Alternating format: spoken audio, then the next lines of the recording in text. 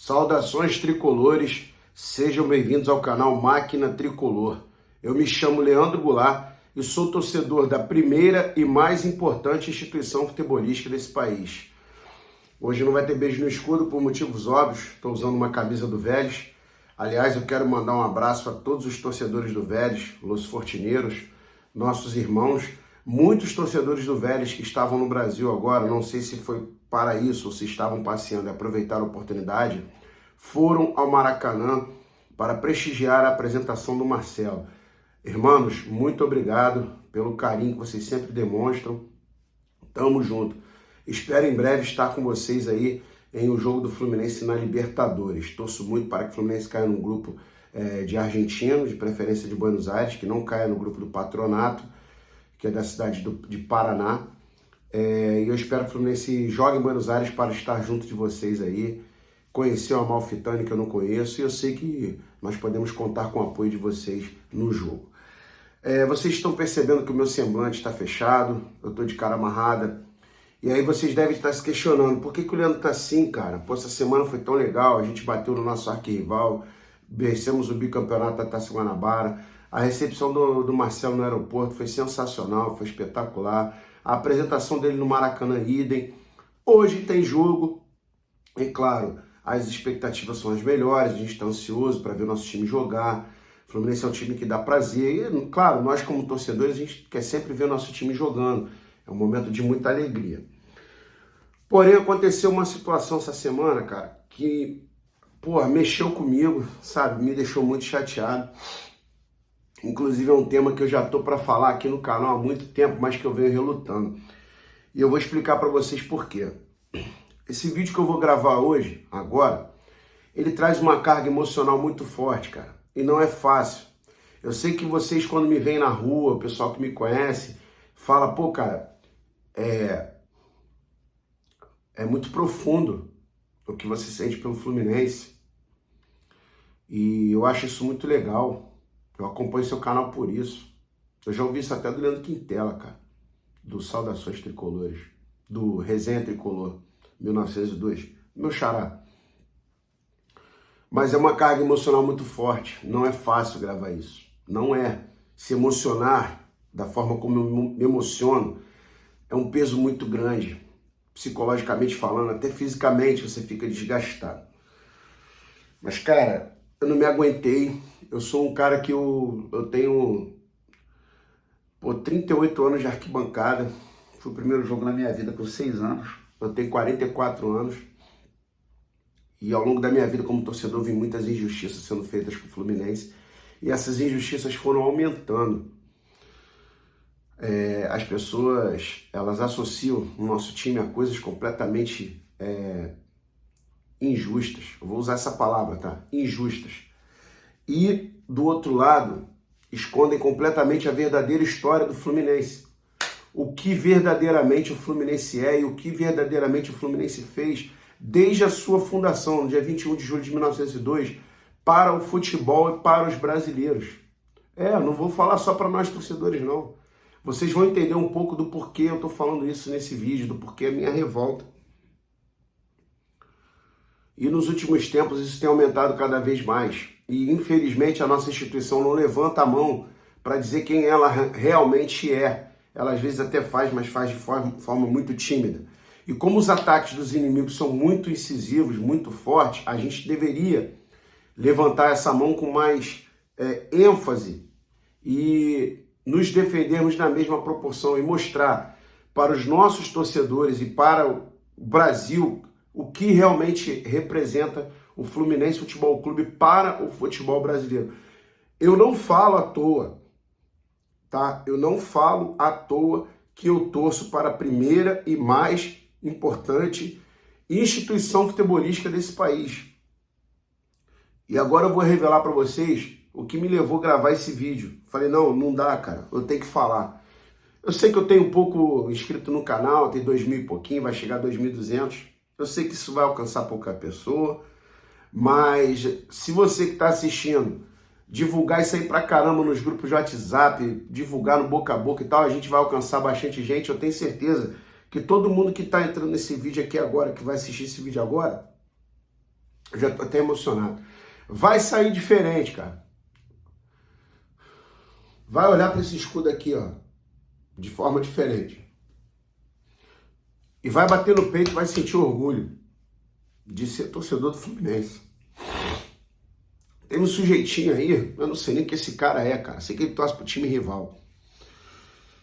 Que falou que durante o Fla-Flu, né, ele revoltado, que do outro lado, de preto, só tinha um árbitro. Que na nossa torcida não tem preto. Negro, né? Tá se referindo aos negros. E aí também ele fez um ataque aí a gente, né? Insinuando que somos homossexuais e tal. Primeiro eu quero dizer pra você que eu sou um pai de família, cara. Eu não sou homossexual. Eu respeito os homossexuais. Óbvio, ensino isso aos meus filhos. Mas eu sou um pai de família, cara. Tenho 3 filhos. Levo meus filhos ao Maracanã, entendeu? Sou professor de jiu-jitsu, respeito a todos. E eu não sou homossexual.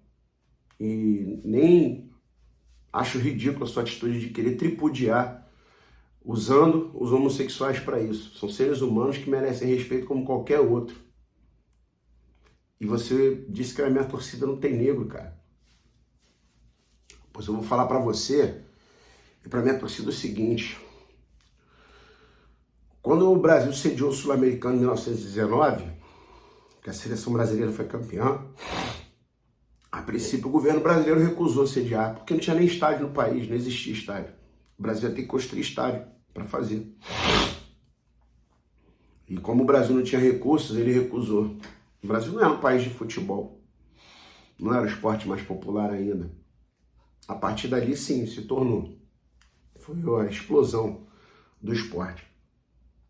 Mas o Marcos Carneiro de Mendonça, primeiro goleiro da seleção brasileira da história e ídolo do Fluminense, pediu ao doutor Arnaldo Guini, nosso patrono. Para quem não sabe, o nome do Salão Nobre é Arnaldo Guini. E para quem não sabe, ele é o patrono do Fluminense. Pediu a ele que construísse um estádio, porque o Brasil era massacrado quando ia jogar na Argentina, no Uruguai, para disputar. Violência dentro de campo, sabotagem na alimentação, viagens longas. E o Arnaldo Guini comprou a ideia. E ele convenceu os sócios do Fluminense a fazerem uma vaquinha, para construir o estádio. E falou, não, Confederação Sul-Americana, o seu nome na época, a gente vai sediar assim. E com muito sacrifício a gente ergueu o primeiro estádio do Brasil. O primeiro estádio do país, para que a seleção brasileira pudesse jogar. E deu certo, nós vencemos o Sul-Americano. Vencemos o Uruguai por 1-0 na final, com gol na prorrogação do Friedenreich. E ali explodiu o futebol no Brasil, a partir daquele momento. Mas antes disso, o Fluminense já fazia coisas importantíssimas para o futebol. Criou a federação em 1906.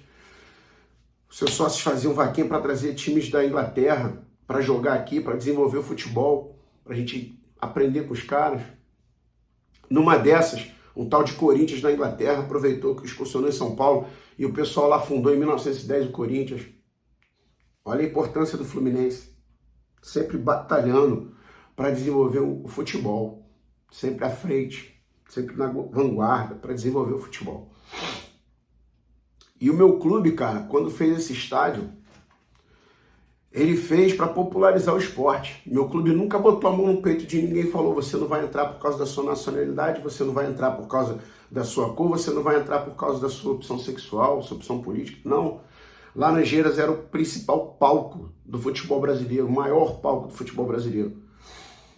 Depois, o maior palco aqui no Rio de Janeiro passou a ser São Januário, que foi construído em 1927. Se eu estiver errado, os vascaínos me corrija aí, mas eu acho que foi em 1927.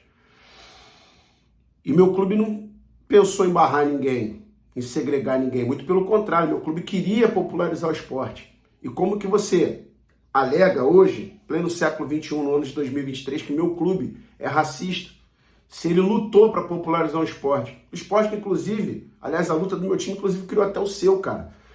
Porque se não fosse o meu time, você hoje não teria nem time para torcer. Você estaria na beira de uma lagoa, torcendo por remo, assistindo regata. Meu time é tão foda, desculpa a expressão, que ele até fundou o teu, cara. Ele fundou até o seu time, indiretamente. E durante 10 anos ou mais, seu time utilizou as nossas instalações de Independência para treinar e para jogar. O primeiro título da história do teu time foi aqui, dentro do nosso estádio. Mesmo com vocês sendo insolentes, 9 insolentes saindo para desafiar a gente estendeu a mão. Assim como estendemos a mão para o Vasco. Quando subiu para a primeira divisão não tinha estádio. No regulamento não permitia que um time que não tivesse estádio jogasse a primeira divisão. O Vasco ia ter que voltar para a segunda. A gente emprestou, porque o Fluminense sempre lutou pelo crescimento e desenvolvimento do esporte, do futebol, para popularizar o futebol. Meu time nunca segregou ninguém. E aí, cara, eu vou falar para você o seguinte, já que você diz que do lado de cá não tem preto, eu vou citar aqui 3 exemplos, jogadores, 2 categorias de jogadores e torcedores, que sempre foram muito respeitados e amados e sempre amaram demais essa instituição. Uma pessoa não ama uma instituição se ela for humilhada lá, se ela for maltratada. Eu vou começar falando de torcedores. Você já ouviu falar em Tião Macalé, cara? Já ouviu falar? Figura fácil nos jogos do Fluminense. Eu era criança, eu ficava encantado de ver o Tião Macalé lá nas Giras. Ele usava uma camisa da Young Flu, ficava lá. Quem tá assistindo aí vai lembrar disso. Tião Macalé, cara. Personagem negro, desdentado, humilde, fazia os trapalhões, era um ídolo. Todo mundo ria. Nunca foi barrado lá na Gira não, irmão. Chico Guanabara, para muitos aí, muitos defendem que foi o primeiro torcedor organizado, o primeiro torcedor do Brasil. O Fluminense tem uma série espetacular. Sugiro você aí, rubro-negro, que eu não sei nem teu nome, assistir a série Chico Guanabara, que vai se emocionar, um trabalho espetacular, feito aí pela Flu TV, liderado pelo Daniel Cohen, pelo Leandro Campim. E aí eu venho nas torcidas agora. Carlinhos da Fiel, negro, presidente da Fiel Tricolor, histórico, nunca foi desrespeitado pela sua cor. Pelo contrário, Carlinhos é uma figura carismática, todo mundo ama ele. Aí você vai na Young Flu, o presidente mais emblemático da Young, é minha opinião, Leandro Campim, que hoje é um professor de história, que hoje aí trabalha lá no Fluminense com a Flu TV, foi um dos caras que fizeram o Chico Guanabara. Nunca foi desrespeitado por ser negro. O atual presidente da Young Flu é negro, o Anderson Silva, também. Renan já foi presidente da Young Flu. A torcida de Playboy, né, cara? A torcida que discrimina, né? Segundo a sua opinião. E aí você vai na Força Flu, você tem 2 figuras aí históricas na Força Flu, caras sensacionais que todo mundo gosta deles, figuras carismáticas, inclusive até os rivais. O Rasta e o Alvimar. Alvimar, meu brother, meu irmão, tá trabalhando lá no Fluminense agora. E aí a gente vai falar agora de jogadores. Primeiro eu vou falar de jogadores estrangeiros. Estrangeiro também não é discriminado no nosso clube não, cara. Doval e Conca, 2 argentinos, amados pela torcida do Fluminense. Romerito, um paraguaio, né? Todo mundo discrimina o Paraguai, que é país de muamba, país disso, daquilo, produtos falsificados. E o Romerito é idolatrado no Fluminense. Ele ama o Fluminense mais que tudo nessa vida. E atualmente nós temos um negro lá que a gente brinca, que é o colombiano mais amado do Brasil. Um craque, John Arias. Vai lá, pergunta pra ele se ele é maltratado, irmão. Pergunta pra ele se ele quer ir embora do clube. Se ele é desrespeitado pela sua cor ou nacionalidade. E aí, eu vou entrar agora num rol que sempre me chamou muita atenção, cara, de jogadores que são antigos e que sempre falaram para todo mundo o amor que eles sentiam pelo Fluminense, caras completamente apaixonados. Didi, folha seca, Escurinho, 4º jogador que mais vestiu a camisa do Fluminense na história. Valdo, maior artilheiro da história do clube. Altair foi o 3º jogador que mais vestiu a camisa na história, só perde pro Castilho e pro Pinheiro. Ele é o 3º, o Escurinho é o 4º, Tele Santana, se eu não me engano, é o 5º. Denilson Reis Zulu, um dos 10 que mais vestiram a camisa da história. Capitão do Campeonato Brasileiro de 1970. É ele que levanta a taça. Procura a foto aí do título que você vai ver. Um negão, Denilson Reis Zulu, levantando a taça. Sempre amou o Fluminense, mais que tudo. Flávio Minuano, ídolo do meu pai. Fez o 3º gol no Fla-Flu de 1969. 3-2. Que Nelson Rodrigues fez a crônica, As Sandálias da Humildade. Senhores, ele começa assim, a humildade acaba aqui. Pintinho, outro, tricolor apaixonadíssimo, amo o Fluminense como eu, como qualquer um aqui que está assistindo esse vídeo. Paulo César Caju, um cara que sempre foi militante contra o racismo. Pergunta se ele foi maltratado alguma vez no Fluminense. Paulo César Caju ama o Fluminense de paixão, desde o dia que ele chegou, quando o Francisco Horta trouxe ele do Olympique de Marseille para montar a máquina tricolor. Ele e o Rivelino eram os grandes nomes. Gil, Búfalo Gil, cara. O Gil é sacanagem, o amor que esse cara tem pelo Fluminense. Búfalo Gil. Quando o Gil fala do Fluminense, o olho dele brilha. Formava dupla de ataque com o Doval no Fluminense, na máquina tricolor. Assis e Washington. Os caras têm bustos na entrada. Busto na entrada do clube. Assis e Washington, dois negros que amavam o Fluminense mais que tudo, que eram amados pela torcida do Fluminense. Todos esses jogadores aqui são amados pela torcida do Fluminense. Tuta, terror do Fla-Flu. Tuta ama o Fluminense de paixão. Um paulista que jogou no nosso clube e que se apaixonou pelo nosso clube. E aí a gente tem lá na comissão técnica um cara que é ex-jogador desde 2007 do Fluminense, desde 2006 na verdade, e ele é idolatrado pela torcida, amado por torcida, por jogadores, que é o Marcão. Eu não preciso nem falar do Marcão, todo mundo aqui sabe quem é o Marcão. Marcão ama o Fluminense. Se o Marcão fosse maltratado, discriminado na nossa instituição, alguém acha que ele falaria o que ele fala do clube, ele seria o que ele é para o clube? Marcão é carregado nos braços pela torcida. O Marcão tem status de ídolo, ao lado de Fred, de Cano, de quem jogar lá. O Marcão tem que sair em foto, a torcida exige, grita o nome dele. O cara trabalha na comissão técnica. E mais recentemente todo mundo viu aí a despedida do Luiz Henrique aos prantos. O pai dele, um grande tricolor negro também, amava o Fluminense. O filho dele nunca foi maltratado, nunca foi discriminado, segregado no clube.